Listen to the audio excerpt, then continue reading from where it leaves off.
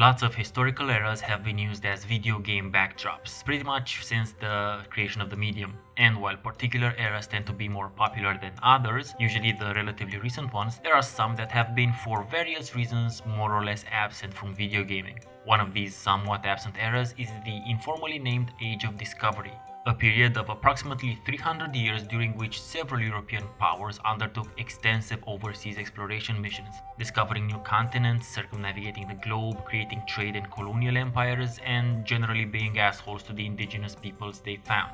Coincidentally enough, it so happens that the title I'm talking about today addresses exactly this period of time. This is Expeditions Conquistador.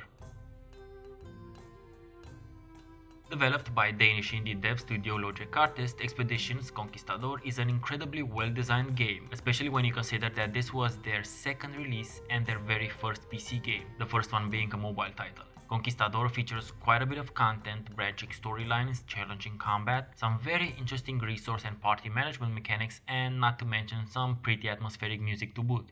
Part of the game takes place in a very Heroes of Might and Magic-esque type of map overview, where you travel from place to place, gather resources and stumble upon random encounters. When you have to camp for the night, that's when some of the resources and party management features come into play. The rather large amount of gameplay mechanics might seem daunting at first, but the devs did a great job of introducing each of them steadily into the starting few quests of the campaign. The explanations are very straightforward and you totally understand how to do everything when the time comes. Navigating through the world can prove to be a bit disorienting and/or distracting, the latter one being especially true when you get sidetracked by a chest, a boar or some herbs somewhere close to your path. Thankfully, there's a way to solve this problem. You can use the map to actually target already known locations and then the game will plot a path for you. Mind you, you might have to do this several times when you need to go off the beaten track, but trust me, it will save you a lot of time in the long run. Fighting in Expeditions Conquistador is highly tactical and wonderfully challenging. Approaching the combat from any sort of extreme will most likely turn into a fail or barely a win. You get to choose your fighting party's makeup and amount of equipment before each fight, so you can experiment a lot with the various classes. However, general RPG rules apply. I suggest you go heavy on the soldiers and have at least one healer in the group. I found that when fighting with a group of 6 characters, having one healer, one hunter, one scout and 3 soldiers makes for a pretty versatile party. It doesn't guarantee success though. The great thing about combat and the game in general is that after losing a battle, the game doesn't end, or at least you're not obliged to start it with new characters. You get to deal with the consequences of losing the battle, injured members, less resources and maybe a blow to morale, and then you're on your way. But your doctor or doctors can heal up your party in a few in-game days so that they'll be up to full strength in a little while. Obviously, in some cases there might also be some story-related consequences to your defeats, but that just adds to the immersive nature of the game.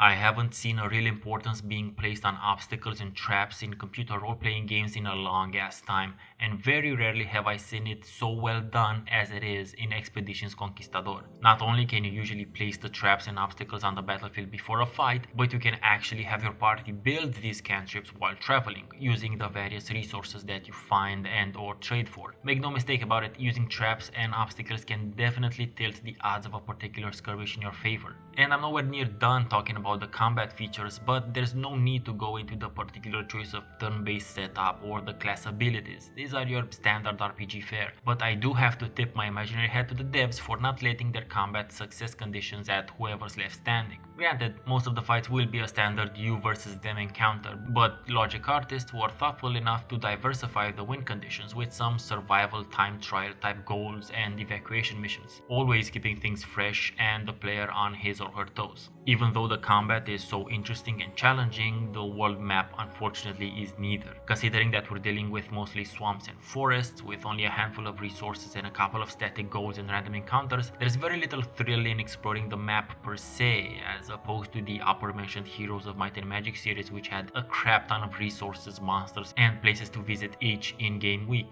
Expeditions Conquistador, on the other hand, makes up for the mundane map with its many interactive narrative mechanics. This is something I've mentioned to be a great factor for immersion in other indie games in the past as well, such as the Great Whale Road, and it is used to great effect in the current case as well.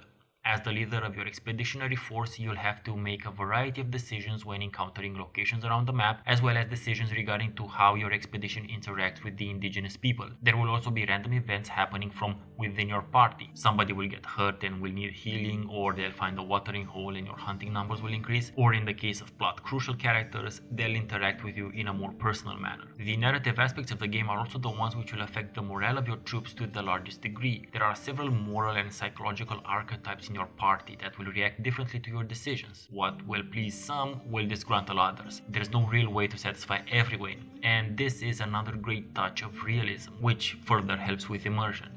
This will also further play into the decisions you make as part of the overall story of you being more or less an invader in a strange land and how you relate with the indigenous civilization. Is it worth the €20 price tag? I say definitely. Is it an even easier choice if it's during a discount period? Totally. But in case you're not convinced by this particular title but you like the approach overall, take heart, because Logic Artists are rather deep into developing its sequel, Expeditions Viking.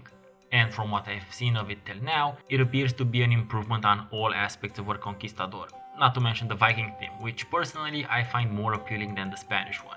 So keep an eye out for that one as well, I'll be sure to cover it. And that's about it. Thanks for watching this video and I hope you found it informative. Please like and share it with your friends, and don't forget to subscribe and check out the rest of my channel for many other game and movie reviews. I make videos every week. I've been Stephen Nonsens and you'll hear me soon. Nobody expects the Spanish Inquisition!